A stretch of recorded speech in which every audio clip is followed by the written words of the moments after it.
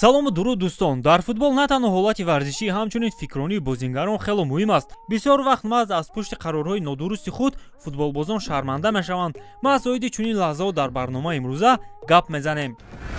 ин видео бо сарпарастии 1x сохта шуд. Регистратсия осон, пур кардани маблағ аз тамоми гӯшаву канори дунё ва коэффициентҳои баланд, вале муҳимтар аз ҳама бонус $100 дар аввалин пардохт бо промокоди тачфут. Ҳамаи ин дар ширкати бовариноки 1x. маълумотҳои зарура дар комментария. имкониятро аз даст надиҳед. оғоз мекунем аз Тибо Куртуа, ки дар лаҳзаи муҳимтарин беақлӣ кард. Пас аз қабули пас аз ҳамдастааш ӯ зери прессинг қарор гирифт ва ба ҷои он ки тӯбро аз ҷаримагоҳ дур кунад, хост худро ноирис кунад. аммо ба ҷои ин ӯ ба футболбози Хал Сити партофти головар анҷом дод. дақиқаи 87-уми бозӣ Сандерленд аз Вестхэм бо ҳисоби 1-0 бой медод. барои меҳмонон имкони хуб буд то ҳисобро баробар кунанд. тӯб ба ваҳби ҳазрӣ омад, вале ӯ ба ҷои партофт ба ҷаримагоҳ хост партофти зебо кунад ва Рабона иҷро намояд. аммо тӯб ҳатто ба пои ӯ нарасиду аз майдон берун шуд. ин ҳолат ҳатто футболбози рақибро ба ханда овард. дар натиҷа Вестхэм бо ҳисоби 1-0 ғалаба ба даст овард. қаҳрамони навбатӣ Уилфред Ндиди дар дақиқаи 61 дастаи ӯ 2-0 шикаст мехӯрд. нимҳимоятгари нигериягӣ медонист ки бояд кореро анҷом диҳад. дар яке аз ҳамлаҳо Ндиди ба ҷаримагоҳ даромад ва аз пой афтид. ҳарчанд ки дар ҳолати такрор маълум аст ҳимоятгари Кристал Пэлас ба пушти пои Ндиди задааст, вале футболбоз хело дер ба замин афтид. инҷо ба ӯ маҳорати актёрии Луис Суарес дар кор буд. хулас аз Ндиди актёри хуб набаромад ва довар барои симулятсия ба ӯ корти зард нишон дод. ин корти зарди дуюми Уилфред дар ин бозӣ буд ва ҳамин тавр ӯ аз майдон ронда шуд. дар натиҷа Лестер пеналти кор накард. дар майдон 10 нафара боқӣ монд ва 3-0 аз Кристал Пэлас шикаст хӯрд. ин яке аз бадтарин лаҳзаҳои бозии Манчестер Сити зидди Лион. вақте ҳисоб 2-1 ба фоидаи Лион буд, футболбозони Ман Сити бо тамоми қувва ба ҳамла мерафтанд. дар дақиқаи 86 ҳимоятгарони дастаи фаронсавӣ ба Стерлинг иҷоза доданд, ки назди дарвозаҳои холӣ қарор гирад, вале аз 2 метр Стерлинг тӯбро ба сайёраи мирих равон кард. ин хатогии тақдирсоз буд, зеро пас аз чанд лаҳза Лион голи сеюмашро зад ва дастаи Гвардиоларо аз Лигаи Чемпионҳо берун кард. Фил Ҷонсро бисёр масхара мекунанд. симои ӯ дар вақти лаҳзаҳои гуногун дар ҳақиқат арзандаи масхара аст. ҳодисаҳои хандаовар ҳам дар карьерааш кам нестанд. дар бозии зидди Ньюкасл ӯ бояд тӯбро аз назди дарвозааш дур мекард, аммо ба ҷои ин Фил Ҷонс бо зарбаи зебои сар онро рост ба дарвозааш равон кард. дар бозии Лигаи Чемпионҳо зидди Валенсия ҳам Ҷонс қаҳрамонӣ нишон дода буд. дар дақиқаи 47 ӯ ба рақибон кӯмак кард, ки ҳамлаи худро бо гол анҷом диҳанд. Фил Ҷонс тӯбро хело дақиқ ба дарвозаи худ равон намуд.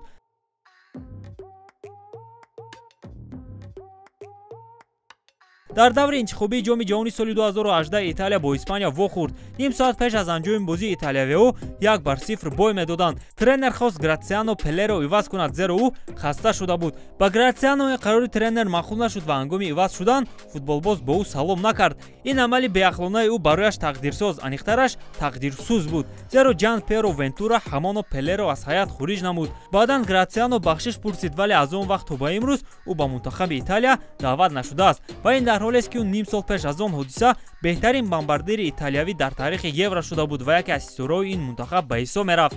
ана ҳамин гуна як амали беақлонаи Грациано Пеле ӯро аз мунтахаб маҳрум кард. ин ҳодиса чанда пеш дар бозии Ливерпул зидди Вулверхемптон рух дод. дар рафти бозӣ ҳамлагари португалии Ливерпул Диогу Жота беақлиашро нишон дод. гуркҳо дар яке аз лаҳзаҳо ҳамдигарро нафаҳмиданд ва аз ин чиз Жота истифода карда тӯбро соҳиб гардид. ӯ назди дарвоза рафт, ки онҷо ду ҳимоятгар истода буданд. Диогу метавонист оромона тӯбро ба дарвоза равон кунад, аммо ба ҷои ин ӯ бо тамоми қуввааш ба футболбози Вулверхемптон зарба зад. ҳамчунин ӯ метавонист ба мане партофт кунад. ин амали Жота дар ҳақиқат аҷиб аст. шояд ӯ нахост ба дарвозаи пештарааш гол занад, шояд. дар дақиқаи 99-уми бозӣ футболбозони Борусияи Дортмунд зарбаи кунҷӣ кор карданд. он вақт ҳисоб 2-3 ба фоидаи Бавария буд ва бинобар ин дарвозабони Борусия ҳам ба хати ҳамла рафт. пас аз иҷрои зарбаи кунҷӣ бозингарони Бавария тӯбро соҳиб шуданд ва тарафи дарвозаи холӣ давиданд. Карантен Толисо метавонист ба Альфонсо Девис партофт кунад, вале ба ҷои ин хост худаш гол занад ва аз 45 метр тӯбро ба дарвозаи холӣ равон карду ба хатогӣ роҳ дод. дар ин ҳолат на танҳо бозигарон, ҳамчунин мухлисон беақлӣ карданд. бозӣ барои ҷои аввал 30 дақиқа пеш аз анҷоми бозӣ ҳисоб 0-0. дар ин вақт ҳимоятгари Интернасионале Фабрисиоро ҳуштаки мухлисон ғазабӣ кард ва ӯ худро дошта натавонисту ангуштони калонашро тарафи мухлисон нишон дод. ин мухлисони дастаи худаш буданд. довар дарҳол ба ӯ корти сурх нишон дод. бо ин футболбоз ором нашуд ва футболкаи худро кашида ба замин партофт. пас аз ин амалаш даста бо ӯ шартномаро қатъ намуд. дар Лигаи Чемпионҳои Осиё як ҳолати хело аҷиб ва хандаовар рух дод, вақте ҳимоятгар бо як амали хело аҷиб ба дарвозааш пеналти овард. футболбози Ал-Аҳли Салмин ҳамис худаш ба хобар омад ки тӯб аз майдон баромадааст ва онро ба дасташ гирифт то ба дарвозабон диҳад, аммо то ин вақт довари канорӣ ишора накарда буд ки тӯб аз майдон берун шудааст. бинобар ин барои бозӣ бо даст довари асосӣ пеналти таъин кард. вақти ҳимоятгар хандид, зеро рақибон пеналтиро иҷро кардан натавонистанд. ҳолати навбатиро ҳатто шарҳ додан номумкин аст. беҳтараш худатон тамошо кунед.